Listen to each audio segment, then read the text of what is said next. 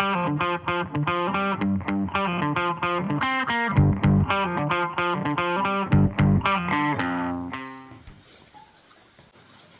everyone, today I'm going to take you through the refurbishment of my 1974 Piper Cherokee Pathfinder. Stay tuned to find out how it went from this to this.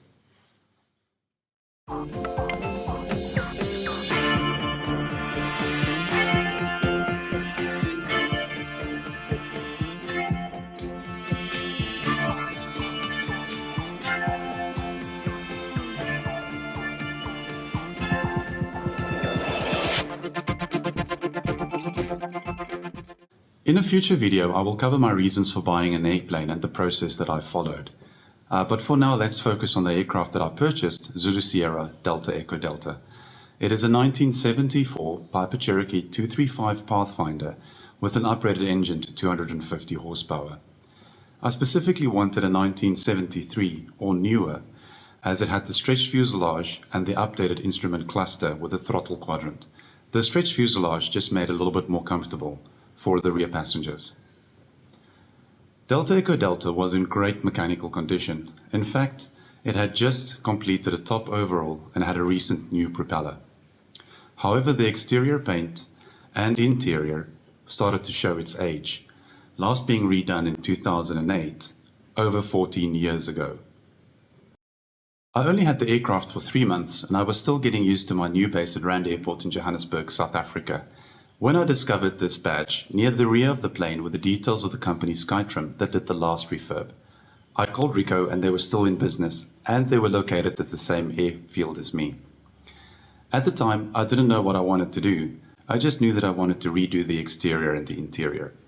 So I made arrangements with Rico, the CEO of Skytrim, and booked Delta Echo Delta in for them to start the stripping process. Then, in all earnest, I needed to start looking around for ideas of what I liked. Here, of course, Google is your best friend, and I found this Piper Archer that I thought looked great. So too this Piper Arrow and this Piper Arrow. In terms of interior, I like the lighter, clean look, especially of this Arrow. I asked Rico if he had any ideas, and he pointed me to FOT, another Cherokee 235 that he had recently redone, and I just loved the exterior. I decided to use the interior from the pics on the web and the exterior bases from FOT. I wanted to do something special though. My brother passed away just before I took delivery of my aircraft, and he was a big supporter. My wife and I came up with the idea of the Phoenix, the mythical immortal bird that can regenerate itself to be born again. My brother lived his whole life in a wheelchair, so it was fitting for his spirit to be reborn with wings. Also, I wasn't that excited buying an airplane with a tail number of DED or DED, but the Phoenix actually suits it well, and I decided to not make any changes. I asked a friend that is an excellent computer graphics artist to take this photo of FOT and a picture of the Phoenix, and after a few proofs we came up with the following. I bought the rights to use the Phoenix, and now the plan was in place and I could clearly communicate what I wanted to Rico. So let's start with the stripping process. First, the flight control surfaces, the ailerons, flaps, elevator and rudder is removed by an AMO. Fiber parts like the tip tanks, wheel pants and engine cowl are neatly stored for later. Then the paint is completely stripped. At this point, I could no longer identify my aircraft when I walked into the workshop. Similarly, the interior gets completely gutted, with all seats, lining, side panels removed. I also opted for the yokes to be repainted, so that also needed to be removed. The exterior is first painted with a green undercoat and then the white base. I made frequent trips to Rand Airport to check in on progress, and one of those were to choose the fabrics, the new windows and their tint color, seatbelt color, and so forth. This is where having a good idea of what you want is very important, so I could find the closest match for the colors I had in mind. This is the photo of the 3 exterior colors along with the leather. And this is the carpet that I chose. At the time, I thought to go with the blue windows, but another review with my photo artist friend, I opted for the grey ones instead. As things progressed, it was great to see the design come together. I was really pleased to see how the seats came out. I just gave Skytrim my interior photo and look at the result. The side panels showed the carpet and leather together for the first time, and it looked fantastic.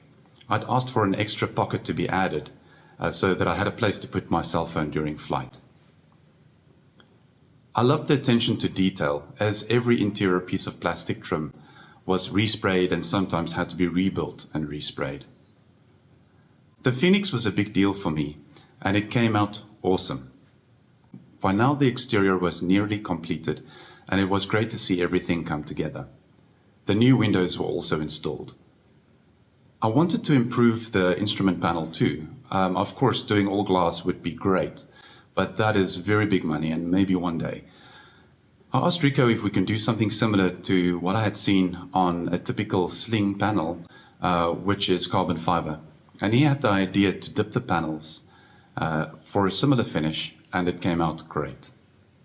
It was time for the finishing touches, and we had the Piper logo printed, along with the Pathfinder logo, which we also embroidered onto the seat headrests. After about 5 months, the project was finished, and it was great to see the finished airplane.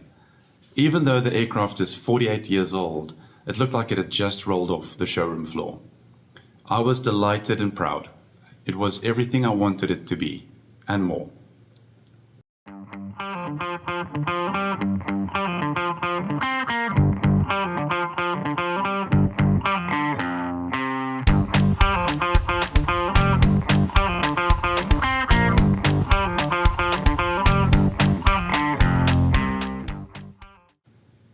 Alright, so now with the refurb completed, let's compare before and after. First, let's look at the artist plan versus the final outcome.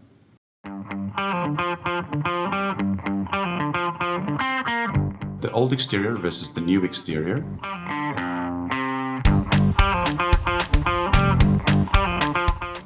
The old panel versus the new.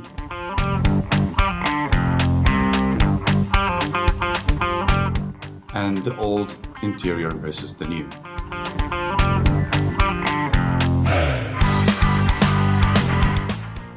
Also, let's have a look at this comparison between the old and the new in flight.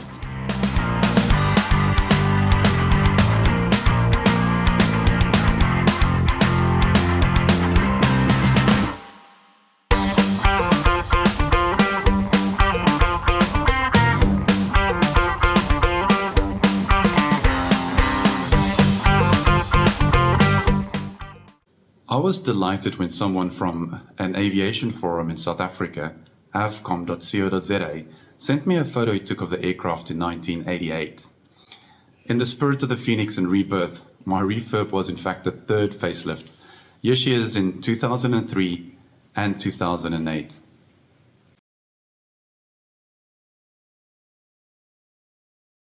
The whole process took about 5 months. I wasn't in a rush, and quality was really important to me. It's also important to have clear communication, follow up, and be invested to ensure you get the outcomes that you're looking for. Also, use the opportunity with the interior gutted to attend to any STCs or maintenance that need to get done. I had to replace a battery wire from the engine compartment to the battery, and it was an ideal time to do so. Now that it is done, it gives me a great sense of pride and ownership. It becomes the baseline for taking care of this aircraft well into the future. If you enjoyed watching this, please remember to like and also check out one of my other videos. Thanks for watching.